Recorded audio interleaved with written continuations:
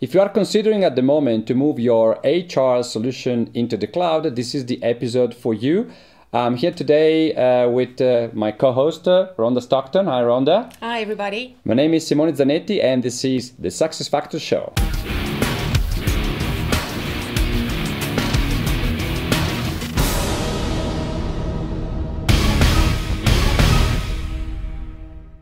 So Rhonda, last week, as they saw, we were very lucky to have Thomas with us.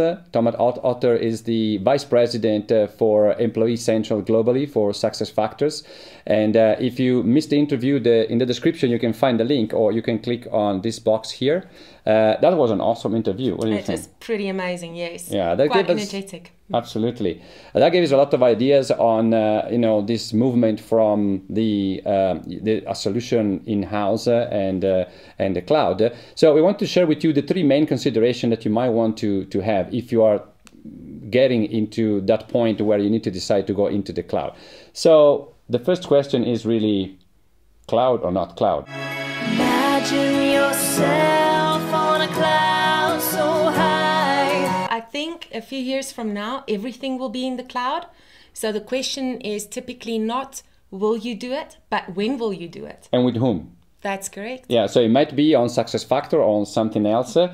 But I mean, the thing is that is inevitable. I always use the example, do you use or you don't use an email? No, the email as a tool compared to fax. I mean, you don't ask it anymore. So in the future, I think there's so many news out there that makes you understand that that's basically inevitable. So the first one, cloud or not cloud, is not really a question. The question is, when are you going to move into the cloud? Floating around the great big sky. That's Right. correct. What's our second question? So a lot of the time we get questions about what people want to do with their data when they migrate into the cloud. Yeah, it's a bit scary, isn't it? So people Yes. think we spend so much time, and we'll come to that now, to implement our HR system. Now it's just a nightmare to think to have all that data migrated, and then what's going to happen? What if something goes wrong and things like that? And usually one of the reasons you want to change is because your solution didn't work in the first place. So you're sitting with a white elephant and you want to create another white elephant. Yeah. So if you are watching this video, probably you are considering moving. Therefore, there's something that you want to improve. But I mean, I do have my phone.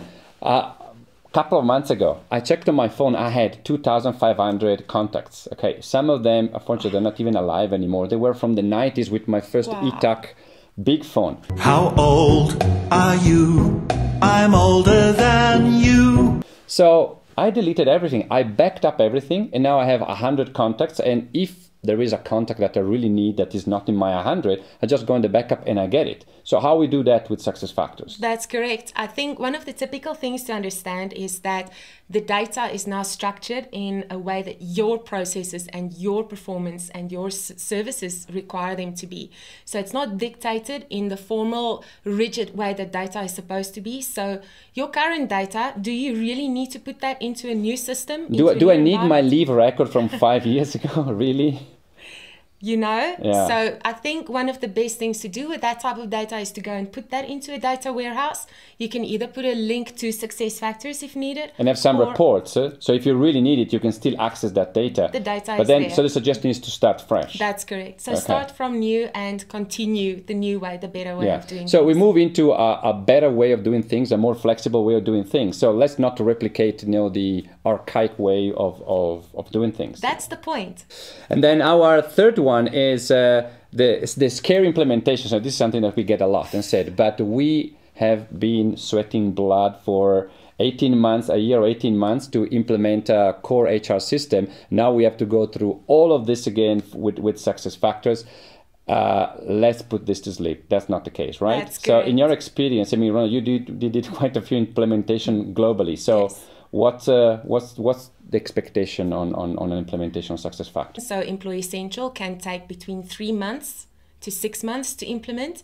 And Wow, we are yes. not talking about a small company here. We're talking about any size company, any industry, global or stuck in one country. It doesn't matter what that is, because typically the cloud size doesn't matter. As always, so we have the naked truth for the day. So we have a question for the naked truth, which is? Do you need payroll to roll out Employee Central? Yeah, so Employee Central is rolled out with payroll in many countries, and there's a roadmap, and it's going in all the countries virtually going on. But do you need to wait for that before you implement Employee Central? And this is the question of today for The Naked Truth. The Naked Truth. So, Rhonda, what is the naked truth to this question? Well, there are so many companies using so many different payroll methodologies out there that SuccessFactors is not going to replace your environment, but they're typically going to make it better. So payroll is one of those where you can decide to use your environment or have a hybrid approach to various environments. It's entirely up to you. But payroll should not be a make or break for going core into the cloud. But think about it. I mean, many of the clients that I talk to, they have a number of different payroll systems simply because they are multinational companies, and in every single country, they have a different payroll system. So this is an excellent opportunity where you roll out Employee Central internationally, globally, and then you integrate Employee Central with the various local payroll systems. And the moment that those ones are obsolete or you want to integrate them, you just switch them off and you start growing and globalize the whole organization. I think it's an awesome approach. Well, that's all for today. Thank you, Rhonda, for being with me. And we'll see you next week for another episode of the SuccessFactors Show. Thank you very much. Thank you, everyone. Thank you. Goodbye.